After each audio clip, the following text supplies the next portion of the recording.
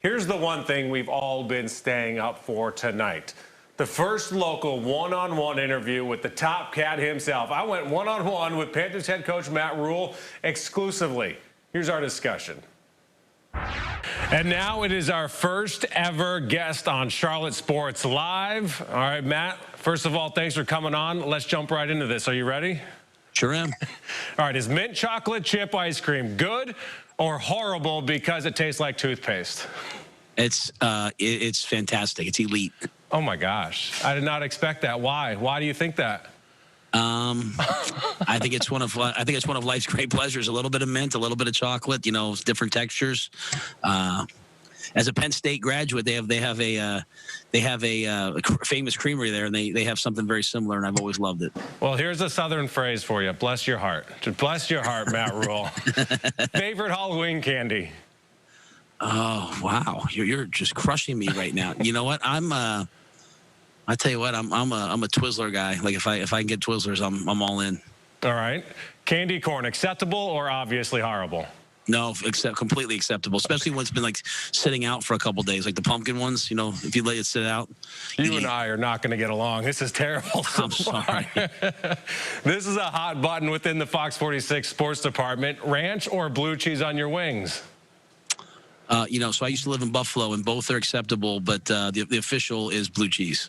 Texas barbecue or North Carolina barbecue? And do not pander to the audience right now. The world's listening.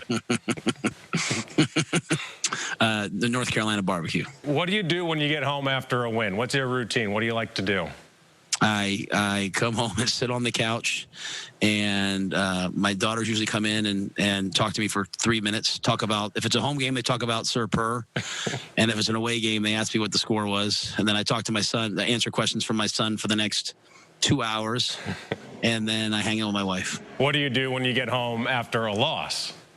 Same exact thing. Now, you know, my family deserves a good dad, whether we won or we lost.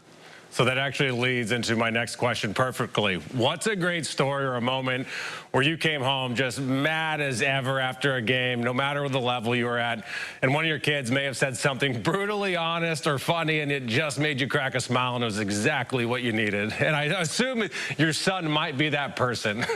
Yeah, so it wasn't at home. My first year as the head coach at Temple, we were 0-3. We went out to play Idaho, and we had to win. And he just turned 16, so he's probably 8 at the time. I took him on the trip, and after the game, it was me and him in the first row of the bus, and then my athletic director and his assistant there, and we lost by 7 or 4 or whatever it was. And my son said, "I thought we had a fake punt this week." And I said, "Okay, Brian, I'll talk to you about it later." And he said, "No, but you said we had a fake punt." And I said, "Brian, the ADs were just, I'll talk to you about it later." And he said, "But we lost by 4, whatever we lost by. If you'd run the fake punt, we probably would have won." And it was at that point I realized I could never tell my son's strategy before the game ever again. That is fantastic. Now, this is a 24/7 hour business. That's what it seems like anyway. You're always preparing for something. You're always looking ahead. When did you, and have you, gotten a moment to take a deep breath after being hired and soaking in what you've accomplished in your career? Because you went to starting at Albright about 20 years ago to a 7-year, $60 million deal with the Carolina Panthers in the National Football League. That's a heck of a journey. What did that moment look like when you actually had that moment?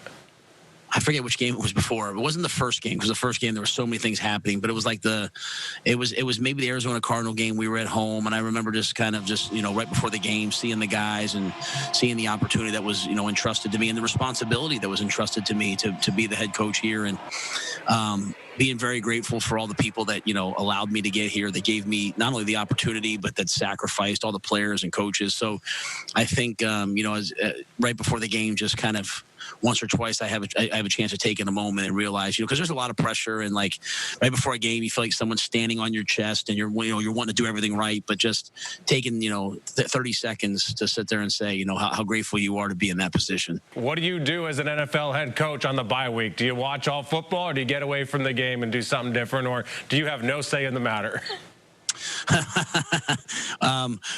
I watch all football and try to do everything I can to improve the team. But when I am home, there's going to be a to-do list, and I have no say in that list. All right, Matt, thanks a lot for coming on for CSL this week, and we appreciate it. Enjoy that bye week and get your honey-do list done. All right, thanks, brother.